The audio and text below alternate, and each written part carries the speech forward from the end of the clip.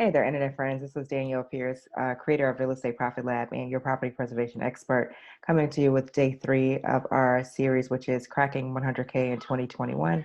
That's the name of our campaign for this month. And today's topic is going to be team building during the pandemic. And really, this is probably team building during any situation, right? But specifically, we're going to talk about building your team as a new vendor. So, first step is going to be my first recommendation is going to be to not just hire friends and family and hope for the best. What I found is that because so many people are brand new either to business or to property preservation or both, they literally want to start the business and hand it off to someone else for them to figure things out and manage while they just go on about their life. And it sounds great in theory, right? But at the end of the day, it's your company. And if you don't know what the hell you're doing, and what makes you think that somebody else is going to, right? What makes you think that it's someone else's job other than yours to know exactly what's going on? Now, you may not know how to do everything in the field because I still don't, and I really have no desire to, but you should know how things work and what things should look like, how to process work orders, how to do bids, how to explain things. Like these are things that you have to know. So you have to do away with the thought that you're going to start the business and hire your cousin because he in the real estate or he's in the construction and he know about houses. These are the things that people say and think that they're going to care for your business, aka your baby, the way that you do, because they're just not going to do that. And it's silly to have the expectation for anybody to do that because that's not their role, right? You're the star.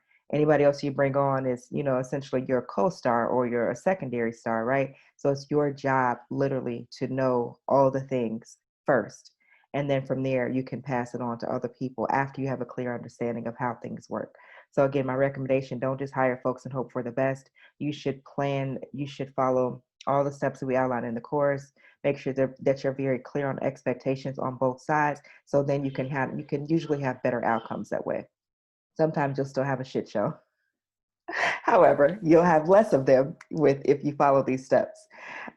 Next step to building your team is to utilize paid options like Indeed and Craigslist, and also be sure to take advantage of free options as well.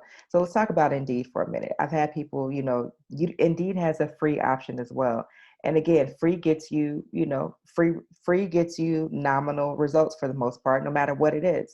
So you want to make sure that you're paying Indeed, and the rate that they recommend that you pay can be anywhere from $15 to $25 a day. Depends on the city that you live in, the volume, or who knows what it depends on. But whatever they tell you that they recommend that you pay per day is what you should pay, right? These things are going to cost you money, and it's fine because if you want to get a good pool of people to start picking from, then you want to be able that's going to cost, right? So make sure that you utilize the paid option for Indeed.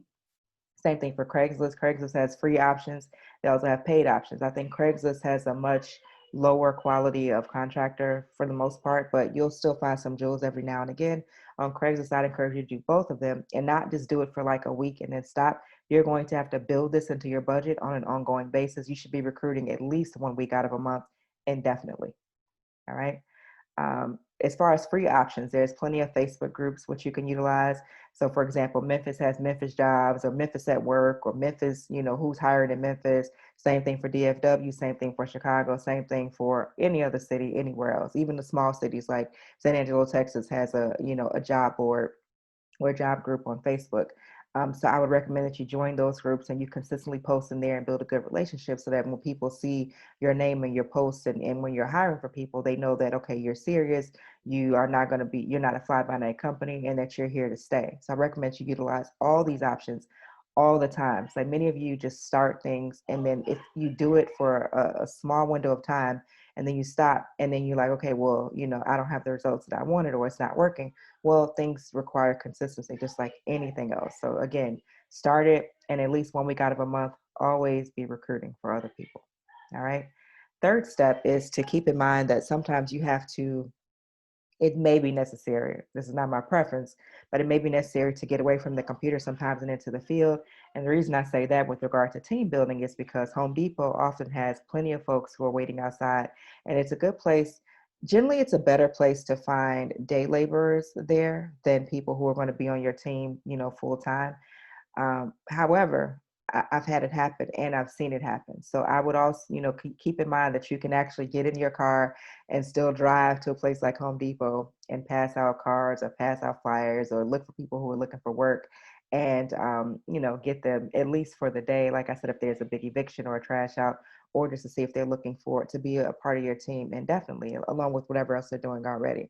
So those are 3 tips to building your team. Again, during a pandemic, pre-pandemic as well, post-pandemic, same thing. You're always going to be looking to build your team and always be recruiting. So in real estate, they say always be closing. And preservation, I would say you always should be recruiting. All right. So that's all I have for you on today's topic. As always, if you are not a part of our current student base, you need to be there, so that we can go ahead and get you set up and established and have your business launched and running, for the work that's coming our way, right? And to do that, just click the button down below to register. And as always, I will see you guys on the other side. Bye bye.